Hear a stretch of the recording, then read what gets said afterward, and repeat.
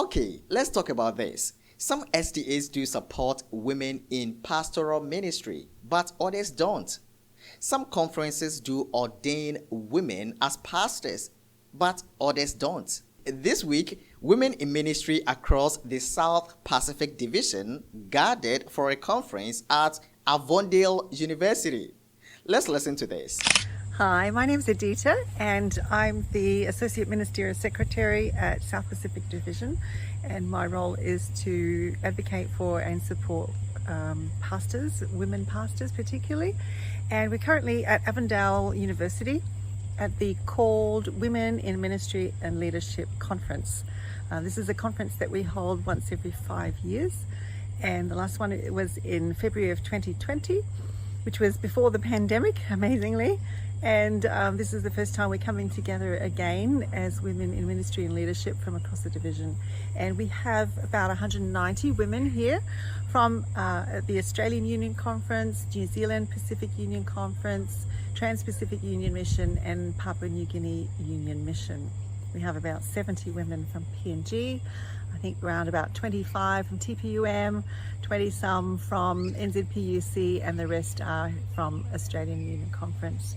And the goals of this conference are to bring women together just for conversation and support and networking, but also just to reaffirm their calling to ministry and to help them to know that they're not alone, that there are other women all across the division also labouring, some of them in really challenging situations where there's not a lot of support from the community for female pastors.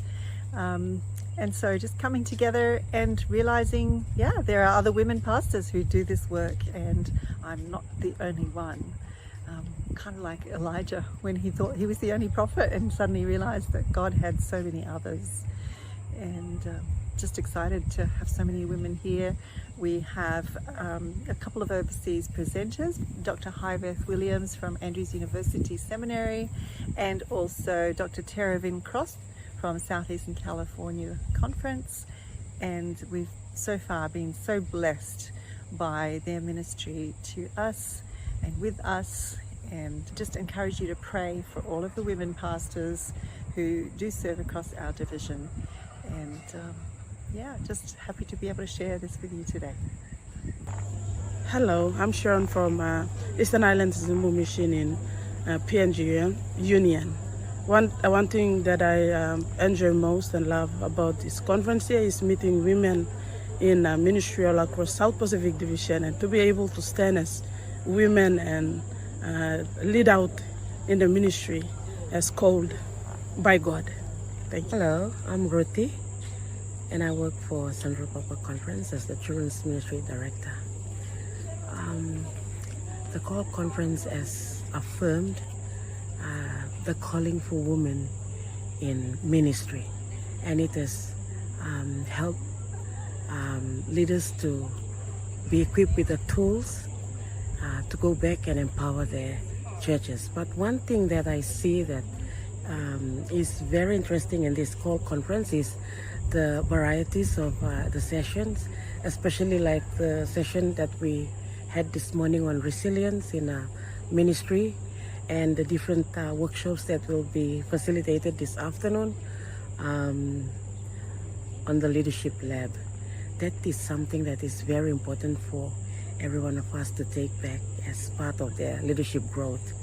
And I'm so happy to be here, and I'm looking forward to be inspired and equipped with the tools that is needed to support my ministry, and not only me but other fellow women in ministry. Thank you. Hello, my name is Melly Alpha Torval, and I'm the Director of Women's Ministry for the Greater Sydney Conference. My highlight for the Call Conference 2025 is the workshop, How to Be Assertive and the Art of Persuasion. So I'm looking forward to utilise this skill in women's ministry for our year this year. Hello, I'm Dulce Tuata from the TPUM, Solomon Island Mission. And I am Lauren Lily Getson as well from the Solomon Islands Mission. So what are the highlights from this cold conference? One of the highlights that I really enjoyed as I joined this conference is the singing. Little did we realize that words, they too play a major role in changing our lives. And so that's what I've been touched from the singing, looking at the words and feeling the infilling of the Holy Spirit within the audience. And personally, that's one highlight. Thank you. And for me, I think indeed we are called to this place, and you see all other sisters coming into this place, and old friends, lecturers, and professors. I get to meet them again, and to me, it's a blessing to meet these people, these wonderful people. And another highlight too is the presentation today from Dr. Heath Williams. It's dynamic because it speaks about women. Women are not supposed to be a dowry, but they are also inheritance. So it's something. And I'm looking forward to hear from her in other sessions too. So yeah. Hi, my name is Teresa from Central Purple Conference, and one of the highlights for this conference was just affirming my calling as a pastoral minister among my male colleagues. This conference has helped me to be intentional in my calling, and the fact that it was called from the Lord.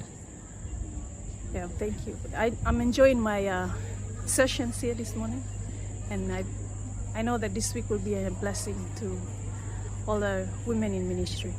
Thank you. My name is Alison Bopalo, and I'm from Papua New Guinea. And I'm so blessed to attend the conference here at Avondale.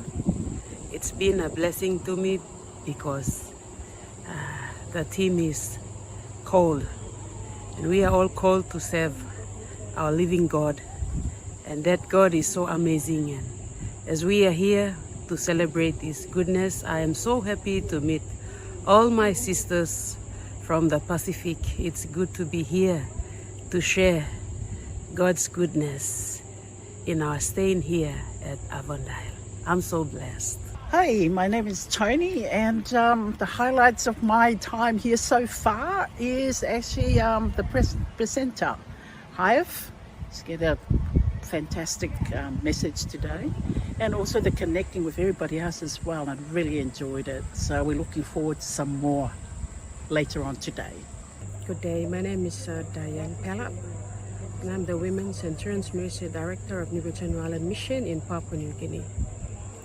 This Women in Ministry Leadership Conference here in Sydney, Avondale, has been a blessing for me and my team in Papua New Guinea, as it has opened up our mindset that we have a purpose to serve God in His field, especially participating in the Great Gospel Commission.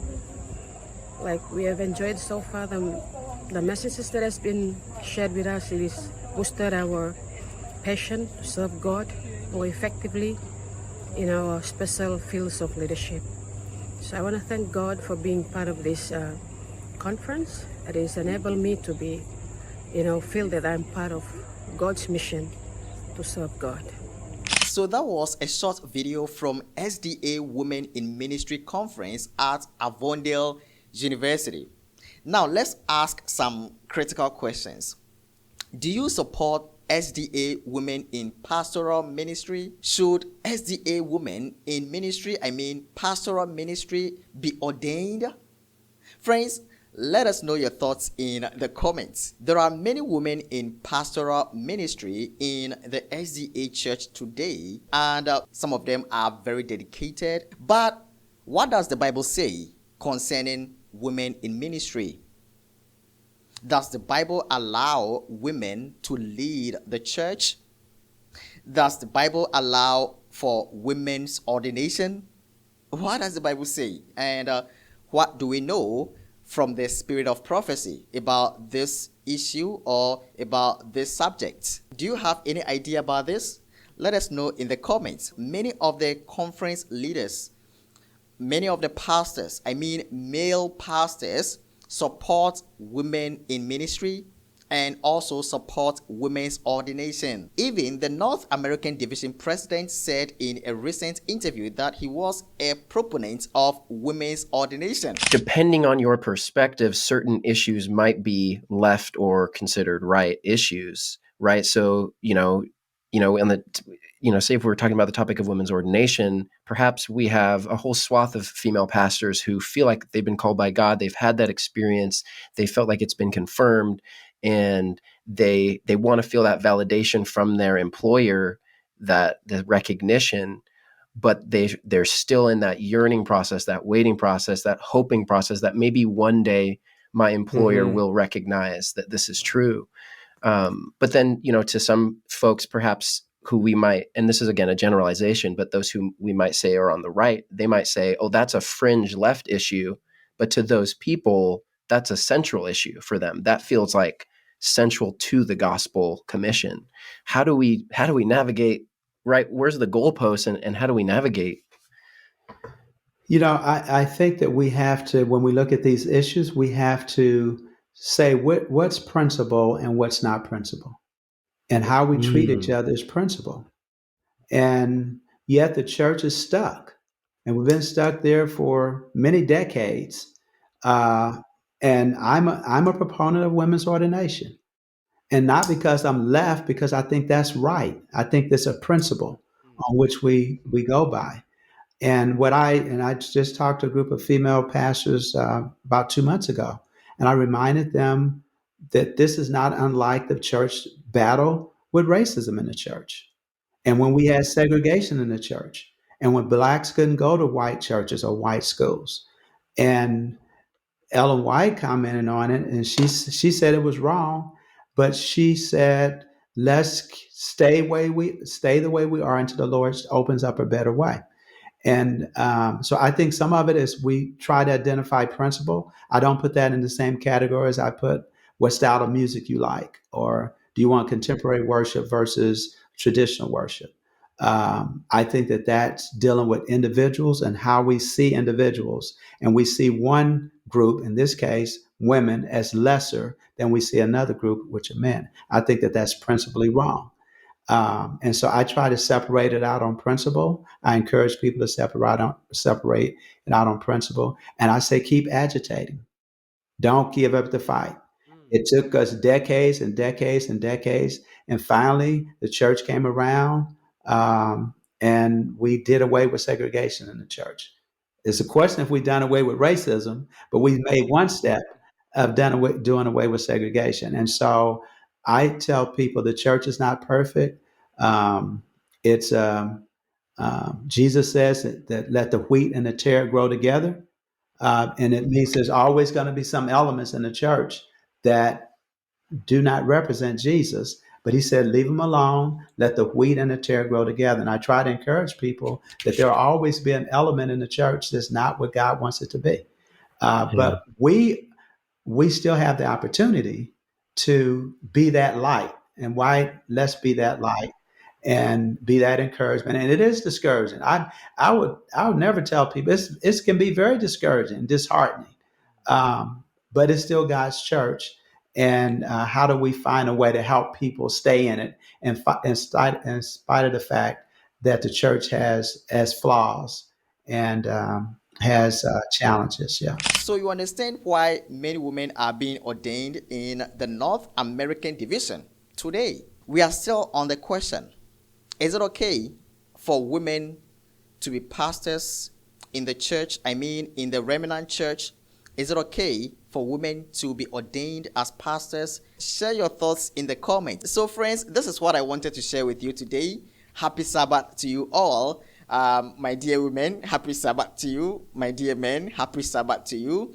I want to say a special happy Sabbath to all my friends in Kenya, in South Africa, in US, in Canada, in Australia. I've got some friends in Australia, New Zealand, and across the globe. Happy Sabbath to you all. Papua New Guinea, happy Sabbath, happy Sabbath. Thanks for watching. See you next time. God bless.